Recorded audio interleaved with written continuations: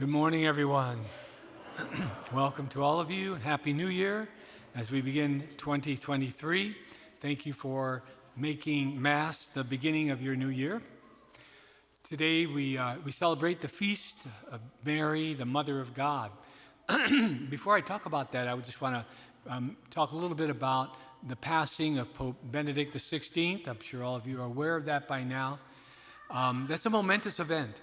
He was a tremendous pope. Now, for most people, he didn't have quite the attraction that Pope St. John Paul II did because he wasn't as charismatic.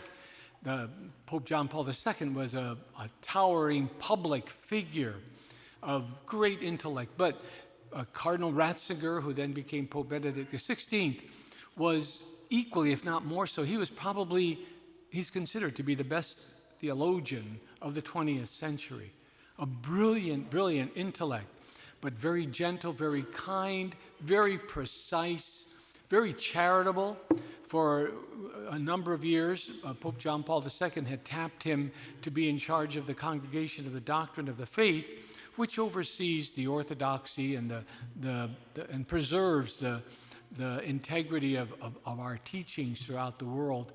And in one instance I know of, that there was this one priest, always, who was a heretic, really, and Cardinal Ratzinger worked with him diligently over a course of 20 years, trying to get him to reconcile himself and to recant from some of his errors, and finally he had to excommunicate him.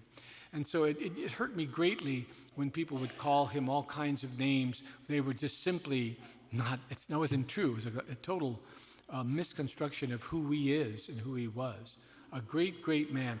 The combination of Pope John Paul II, who began in his pontificate in 1978, then followed up with Pope Benedict XVI until the year 2013, was probably the most important 1-2 popes that we've had probably in the last 1,000 years.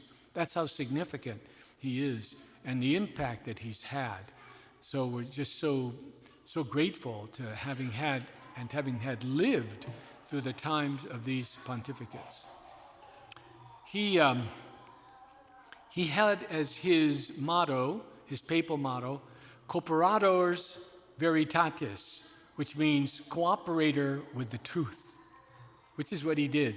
He was sold out to the truth, and he was just so important in steering the ship and getting it upright after the turmoil that happened as a result of the poor implementation of Vatican II. That's what his motto was. So I think it's fitting for me to begin my reflections on our Blessed Mother by quoting Pope Benedict's one of his quotes about Mary. He says, "Looking at Mary, how can we, her children, fail to let the aspiration to beauty, goodness, and purity of heart be aroused in us? How can we fail to let that happen? Her heavenly candor draws us to God, helping us to overcome the temptation to live a mediocre life composed of compromises with evil, and directs us decisively towards the authentic good that is the source of joy." To avoid a mediocre life, I love that, a mediocre life that's based on compromises with evil. Our Blessed Mother can help us avoid that and instead direct us to the goodness and the truth, which is the source of our joy. Mary, the Mother of God. This is the oldest feast in the Church for our Blessed Mother. And when her title came about in the early Church, and many, many people began to call her the Mother of God, it was controversial. And in fact, another priest, Nestorius, he opposed it. He opposed it vehemently and got a whole bunch of people riled up about it. And their premise was, how can we call any human being, any woman, the Mother of God? That's preposterous. How can a human being be called the Mother of God? Well, there was a council to decide this because it became so contentious. And it was in the 5th century, 431, the Council of Ephesus. And at that council, it was declared that we call Mary the Mother of God, not because she's divine, not because of her exalted status, but because of the nature of Jesus. Jesus has two natures, God and man, and they are inseparable. And this person that was born of Mary is both God and man. And so unless we can say she is the mother of Jesus and the mother of God, we are separating the union of the dual natures of Jesus. So it's for Jesus' sake that we call her the mother of God. But she's also our mother, the mother of the church. She's our blessed mother. This is not just some cute little theological concept that's historical in its basis. This is relevant today to you and I, my brothers and sisters. Is Mary your mother? Do you turn to her? Do you find solace in her? Does she help you to hear the Lord, hear Jesus speak? Does she intercede for you when you're in trouble? Does she render to you what God is saying? Does she make it clearer what God is revealing himself to you? This is the role she wants to play.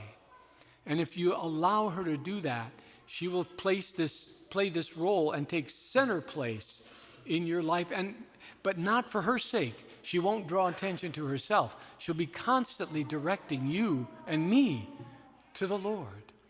I discovered that early on. I've shared this before, and early, even before I was a priest, she told me that she was going to be my mother and the protectress of the patroness of my priesthood, under the title of Our Lady of Guadalupe, and that she has done. Now, it doesn't matter, Our Lady of Mount Carmel, Our Lady of Fatima, Our Lady of Medjugorje, Our Lady of Lourdes, it's Mary. It's Mary. It's the same, one and the same. But however she appears to you, however you discover her, whatever's the pathway that opens up for you to discover her as your mother, you will find in her great strength and courage. It will allow you to live out your Christian life in a totally different way. This is one of these realities that can only be understood from within. I can preach till the cows come home about this, but until you discover it personally, it's just the sound and fury. It doesn't really register. But when you see it, I get it. I get it. This is who she is. Thank you, Blessed Mary, for coming to me and let me experiencing you in this particular way. So may God open to you the great treasures of our Blessed Mother. If you know her, may you go deeper and through her come to know the Lord. Come to experience Jesus in a deeper and more profound way. We thank the God and the Church for revealing to us this great treasure. Mary, the Mother of God, Mary, our Mother. Our Lady of Mount Carmel, pray for us.